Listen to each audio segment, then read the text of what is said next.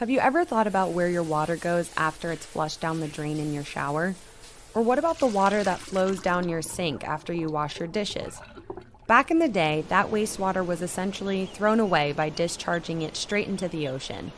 But in the early 90s, a light bulb went off and an idea came to mind on what to do with that wastewater. This idea would not only help benefit our community, but our ecosystem as a whole. The idea was brought forward by our award-winning Utility Services Department. They created what's called the IRIS project, an in-city irrigation system that provides reclaimed water for irrigation use to several area parks, residential lawns and landscaping, and commercial green spaces such as golf courses. Most recently, they were honored with a National Sustainability Award from the Association of Metropolitan Water Agencies, or AMWA. The department was one of the 15 recipients of the Sustainable Water Utility Management Award, which they also received in 2014. They are the only water utility in the state of Florida that has been honored with this award twice, and that's in part thanks to the many community partners in the city, one being the Broken Sound Country Club. On today's episode of Boca Behind the Scenes, I had the chance to speak with two community leaders in sustainability to understand the world-class water utility system and how the city and its partners act as models within our community for sustainability. Let's hear from Chris Helfrich, Utility Services Director, and John Creane, General Manager of the award-winning Broken Sound Country Club.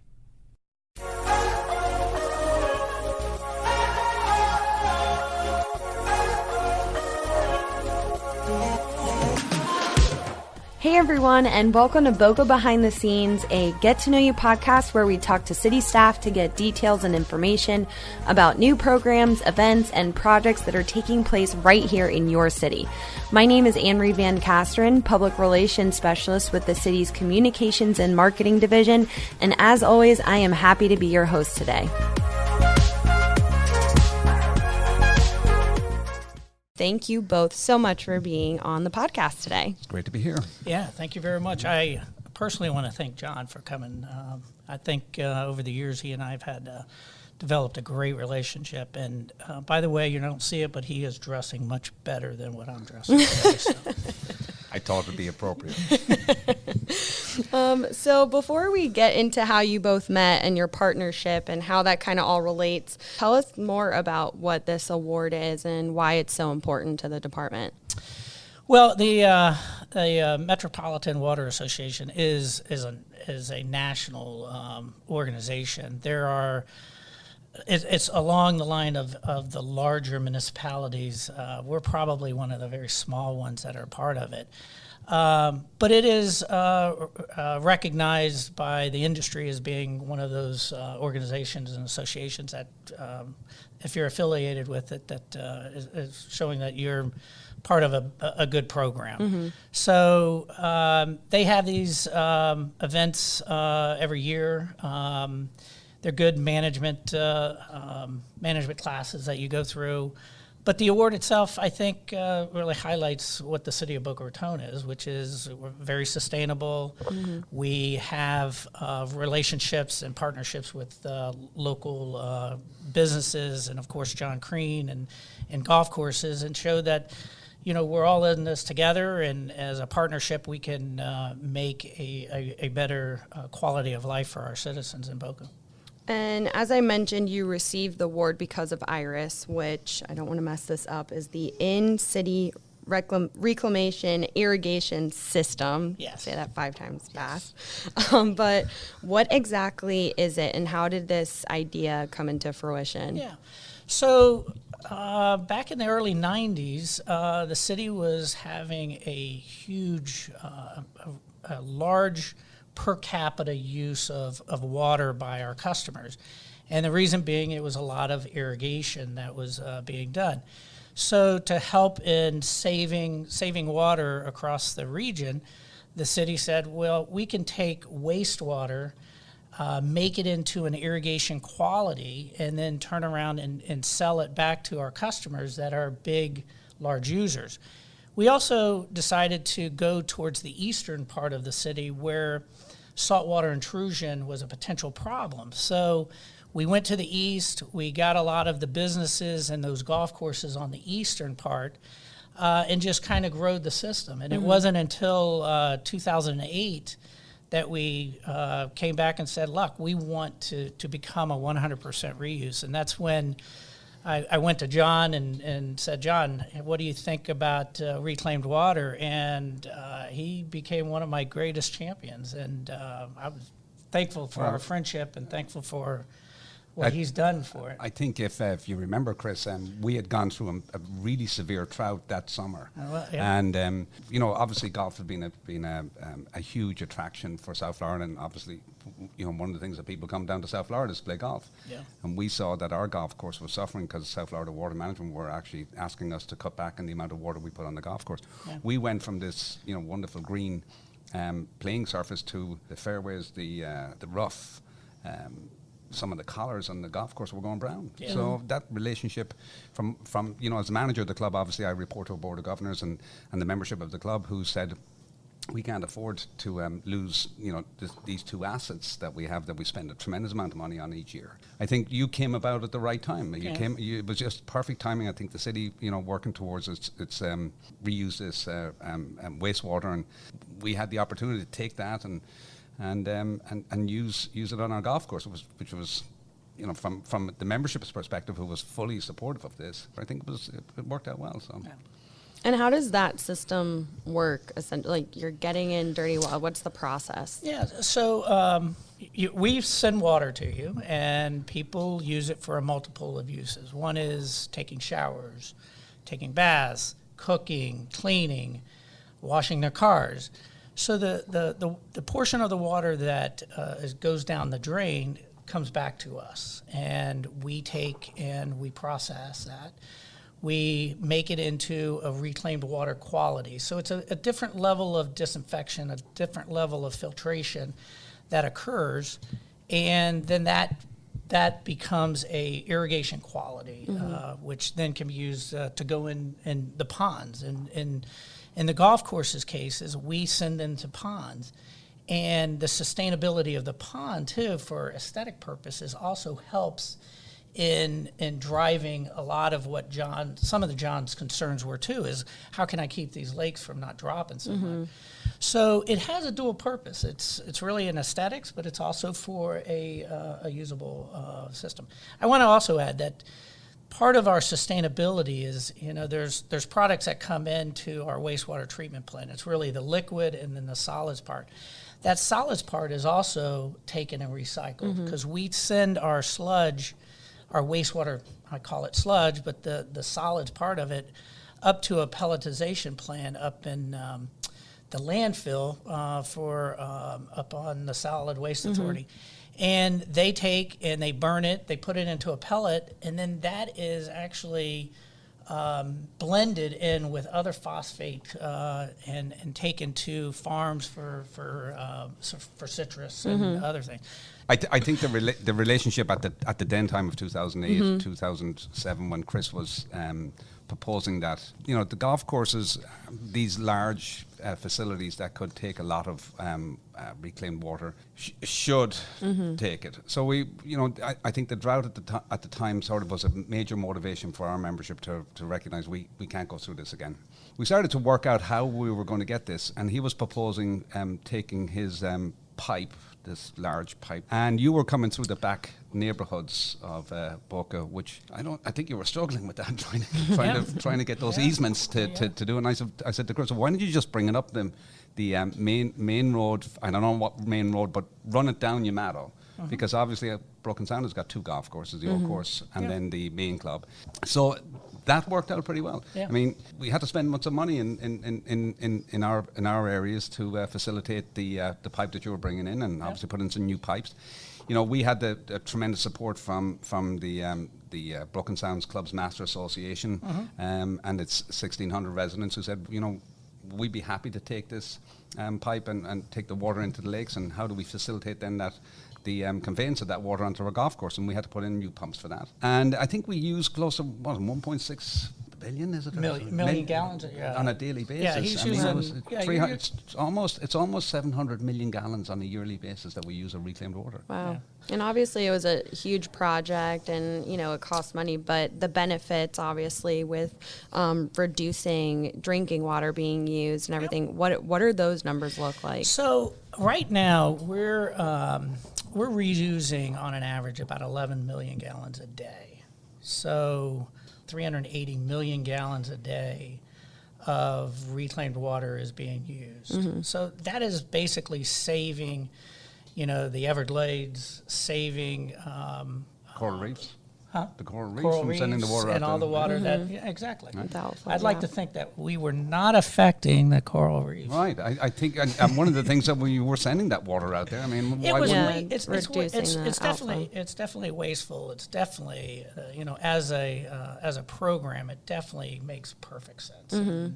And again, I think John became one of my champions. And as we moved to Woodfield Country Club, and as we moved into Boca West, he became kind of the spokesperson for me to bring, hey, this is good. I'm embracing this. I want this. And I think you guys have the same vision and should have the same vision. Broken Sound is a leader in the environmental sustainability. We've won a number of awards for our sustainable footprint and what we've tried to do. And when you take that and you say to other clubs, could you buy into this? Would you be part of this? And because we have, if you take a look at our open space and we take a look at the thousands of trees that we maintain and the green, and you're taking in all of this carbon dioxide from the atmosphere and you're putting out oxygen through what trees do and what the plant life does here, and you beautify this. It's a benefit. I mean, it's a benefit not just to my community, but it's a benefit to the larger community at large. And so we saw that this was something that was going to be important to our members, who certainly bought into it. And I think to Boca Raton's credit, and certainly to your credit, Chris, you've now gotten these awards to recognise what you've been able to do and achieve. And it's well done to you. Yeah. Absolutely. I'd like to think that John drank the lemonade, but I think it was really the wastewater or the reclaimed water that he drank. So I appreciate that. We serve 8 golf courses. So we serve the Royal Palm Yacht and Country Club, the hotel, Woodfield or Broken Sound Old Course, the club course, Woodfield, and then 4 at Boca West. Are all being served with reclaimed water. Along with, we have around 1,600 businesses and residents that are also using it. I would like to say, in 2008, when we decided to go along this western corridor or going west, that we pretty much eliminated the uses by residential, meaning we were not going to expand our system into the residential because it becomes very expensive to run these pipes, as John said. Yeah. So the individual user isn't as sustainable as John. John is consistently using 1 million gallons a day for those 2 golf courses. Where a resident, it's raining, he shuts it off. John and most golf courses are very, very reliable uses, and we have those lakes that become kind of a buffer for us too. Right. So it's and I think great strategy. With the water that's going into the lakes, it actually helps the plant life in the lake. It actually helps the fish in the lake because the plant life actually sustains more fish, and then you've got this cycle that's going on that helps the entire the ecosystem. So, and additionally, John brought some what looks to be delicious honey that we have here, and I had no idea, but you guys have sustainable beehives as well. We were probably one of the first clubs to put a number of beehives. We snuck one in one year. We said, let's see what this does, whether the membership would recognise that we had a beehive there. Nobody really recognised the beehive. We got it registered like you're supposed to do. We did all the right things. And the next thing we produced, I think maybe about 500 pounds of organic honey. Yeah. We gave it to the members because obviously they paid through their dues to sustain the beehives. And we gave away the honey for our members, and they jarred it up and they said, this is super. This is absolutely fantastic. So we put on another 17 beehives that we have with our own beekeeper who takes care of the beehives. And we got, I believe, mean, I may be wrong on this, but I think there's something like 24 million bees that we have on the 2 golf Wow. courses that are around the place. Nobody's gotten bit. I was going to say, did they actually, say contained? nobody's gotten bit. We have we are stung, as they would say. We've got a little fence around the beehives. The bees do their business and come back in, and we harvest the honey twice a year, and we get cases of it delivered to the club, and we give it away to our members for free. And it's not just that. I mean, we've got a sustainable footprint of we've got an in-vessel digester at the club where we take all our waste food and organic material from the golf course and compost that down over a 7-day period, and we use that as mulch in our flower beds. We built a building, or renovated a building at our spa and fitness centre, and it's LEED certified. So we try not just do the talk, we walk the walk, and we haven't gotten it 100% correct, and not to be expected, but we work hard, and we've been recognised both on an international basis and local, state basis. So we've done a lot of good things that Chris and the City of Boca have helped us fill that portfolio of environmental initiatives that have led to these awards that have put us on the map. And Chris, the city's always been very dedicated to sustainability, and now with the Office of Sustainability, oh my gosh, it's like Sustainability. a tongue twister all the time. But now with our Office of Sustainability, even more so. So why is sustainability so important to you and your department? Most of the departments are dedicated to it anyway. I think it's part of how we're going to do business in 5, 10, 15 years. Artificial intelligence is going to be part of how we drive data-driven, how we, on-time water and, open up the tap. It's always there. It's clean. It's how we do predictive modeling. So the sustainability part of it, I think, is just been kind of ingrained in us, and water and wastewater utilities have always been kind of dedicated to that sustainability kind of model, business model. Do either of you have any more innovative or sustainable type initiatives or projects coming down the pipeline? And right now, I don't. We're just maintaining what we're doing, and continue to do what we're doing, enhancing that. We're doing a bunch of projects, but there's a couple that I think are kind of important. We, right now, when somebody uses a gallon of water, they're billed 2 months later. So you really don't see what your usage is on an immediate basis. So we've got a project where we're going to be putting in basically smart meters. These are meters that are going to be able to, you'll be able to see on your iPhone or on your phone on whether you have a leak or not, or what your usage is on a daily basis. So immediately you can determine, my gosh, I've got a problem and I'm going to deal with it, as opposed to waiting 2 months. Oh my gosh, my usage is high. Now what am I going to do? So I think that's another one of these sustainabilities, that we're not going to be wasting water, that the individual homeowner isn't going to be worried that there's an irrigation leak. Well, before I let you both go, since golf has obviously been a especially hot topic in Boca Raton recently, and with the common denominator of being golf in this discussion today, we received a press release with some exciting news about the Boca Raton Championship. Since I know close to nothing about golf, and I'm sure my dad's not going to be very pleased that I just said that publicly, but would you be able to tell us a little bit about that exciting news, John? The press release came out that we've held a tournament at the old course, Broken Sound, for the last 13 years. That tournament was cancelled this year, but we thought that we were going to negotiate a new tournament with the PGA, and we have. And the announcement today is that the Boca Raton Championship has been elevated to Charles Schwab Cup qualifying.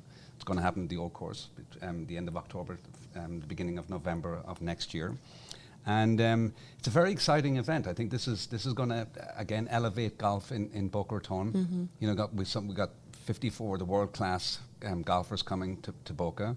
I think it's going to generate a tremendous amount of excitement again. The tournament prior to this was the Seniors Tour event, was a very successful event for Boca and for the club. This is another elevation on that, and we're thrilled to be partnering with PGA and the City of Boca Raton and drive golf again in Boca, where quite frank, this is an exciting place and an exciting city to belong to play golf. For an avid golfer, is this exciting news? Yeah, no doubt. I am looking forward to playing with one of those 54. Colin Montgomery. maybe we can have a Colin. He did win it last year. Well, thank you both so much. I really appreciate you being on the podcast today, and thank you for all that you do within our community. Yeah, it's been super. Thank you, Thank you John. very much. Thank you, hey, John, Chris, thank you. thank you for- Congratulations to you guys. For more information on the city's sustainability programs and initiatives, go ahead and visit the city's website at www.myboca.us. Additionally, we've got golf all year long right here in Boca Raton with 2 beautiful public courses. So, like me, if you're interested in picking up a club and learning the game, you have some really great facilities to utilize right in your backyard. And you definitely don't want to miss the Charles Schwab Cup playoffs at the Boca Raton Championship next October 30th, 2020. The PGA Tour Champions event will be played once again on the old course at Broken Sound. You can find all of that information and more on our city's website and by following us on social media: Facebook, Twitter, Instagram, Pinterest, YouTube, Nextdoor, just to name a few. Thanks so much again for tuning in to Boca Behind the Scenes. See you next time.